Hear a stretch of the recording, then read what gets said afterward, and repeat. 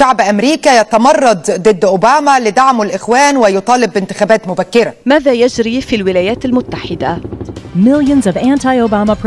تظاهر الملايين من الأمريكيين المناهضين للرئيس باراك أوباما لمطالبته بالتنحي عن سدة الرئاسة. 100 مليون أمريكي احتشدوا ضد الرئيس باراك أوباما، وأكثر من 30 مليونا تظاهروا ضد الرئيس المعزول محمد مرسي في مصر. وقد صرح مصدر أمني أن جموع المتظاهرين الذين احتشدوا أمس في الميادين البلاد كافة لدعم مبادرة لا للإرهاب قدروا بنحو 30 مليون مواطن مصري.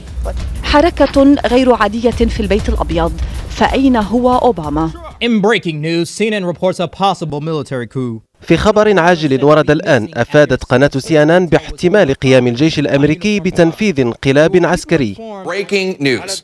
Egypt's now former president Mohamed Morsi has been ousted in a military coup. متظاهرون أمريكيون ومصريون كل في بلده يطالبون بعودة الشرعية.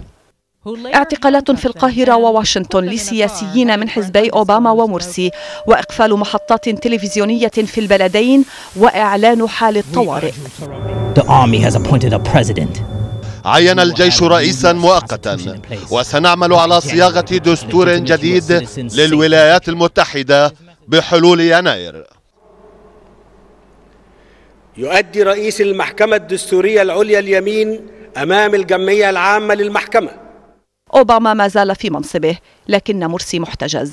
فناشطون معارضون للانقلاب العسكري قرروا التوجه غربا في حملاتهم لمخاطبة الرأي العام وحتى المسؤولين لقراءة حقيقية لما يجري في مصر. وأفضل طريقة للمقاربة هي محاكاة لانقلاب افتراضي ضد أوباما.